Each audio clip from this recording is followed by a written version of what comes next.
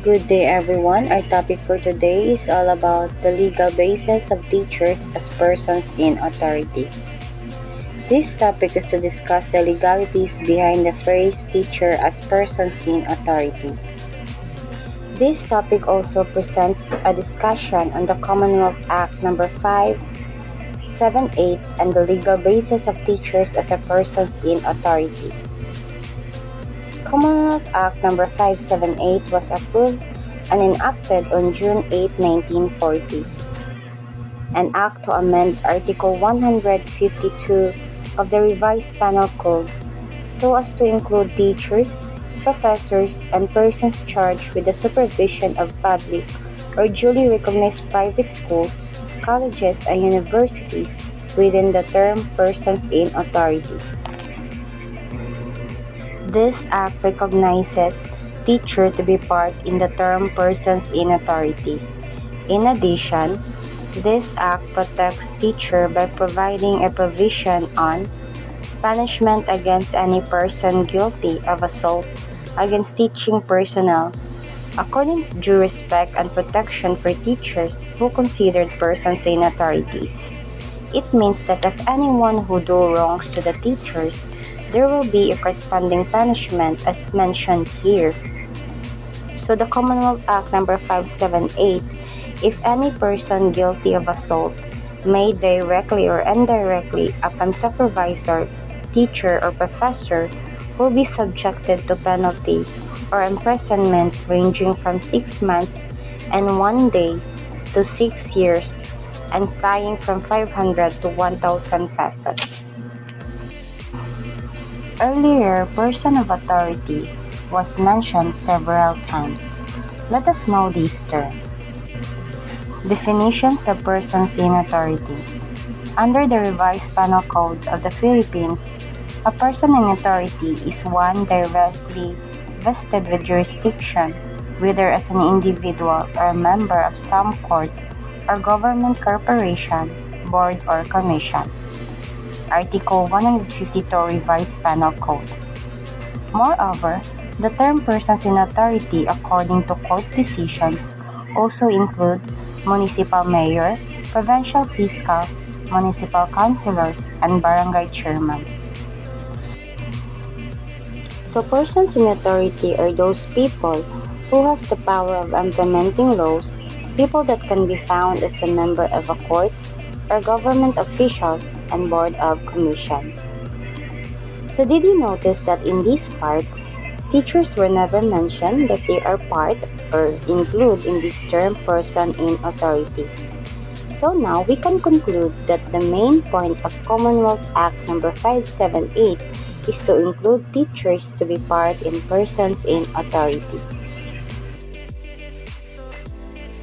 In continuation, National Assembly of the Philippines enacted in Section 1, Article 152 of Act No. 3815, known as the Revised Penal Code, is amended to read as follows. Art. 152 Persons in Authority, who shall be deemed as such in applying the provisions of the preceding and other articles of this code. Any persons directed vested with jurisdiction, whether as an individual or as a member of some court or governmental corporation, board, or commission, shall be deemed a person in authority. In applying the provision of Articles 148 and 151 of this code, teachers, professors, and persons charged with the supervision of public or duly recognized private schools, colleges, and universities shall be deemed persons in authority. So let us proceed to the Section 2. This act shall take effect on its approval.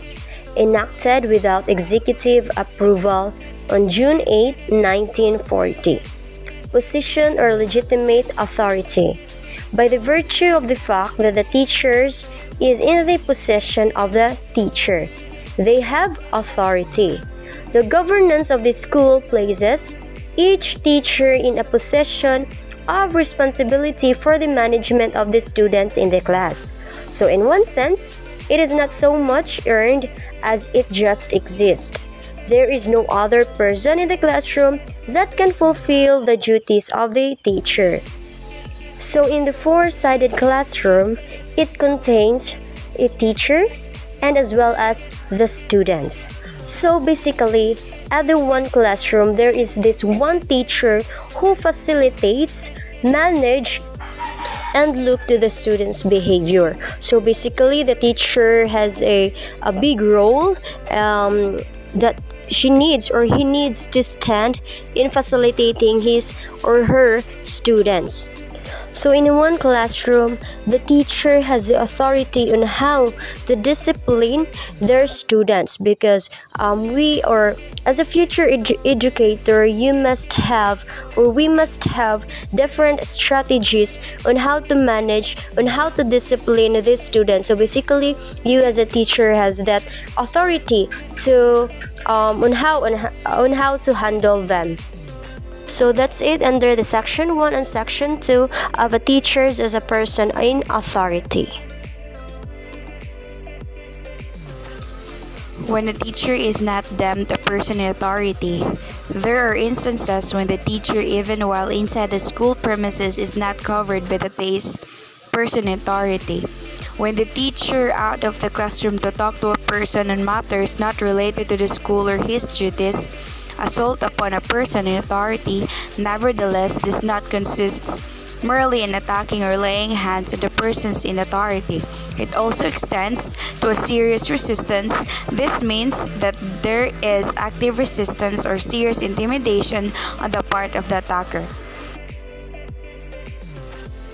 Original concept of teachers as persons in authority.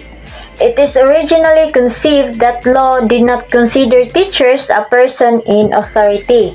It was held in People versus Mendoza that when a high school student slapped his teacher on the cheek while she was engaged in the performance of her duties as a teacher, the crime committed was only a light felony. This offense is punishable by the imprisonment or not more than 30 days instead of assault upon a person in authority punishable of 6 years prison correctional.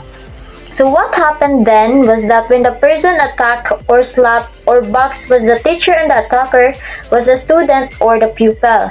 The only aggravating circumstances was the act was committed with grave insult or in utter disregard for the respect which may due to the teacher on account of his rank. This is contained in U.S. versus Kabiling. By that time, there was no mantle of protection accorded to the teachers. So in conclusion, the teachers shall be deemed persons in authority when in the disregard of lawful duties and responsibilities and shall therefore be accorded due respect and protection. Teachers and their security of tenure some legal basis. When we say security of tenure, usually granted in the civil service and in academic appointments or providing the tenants with an automatic to renew their lease when this contractual term comes to an end. Just like the officer and employee of the civil service, that they shouldn't be removed or suspended unless the law will provide a cause. But it's stated here that the temporary employees of the government shall be given such protection as may be provided by law.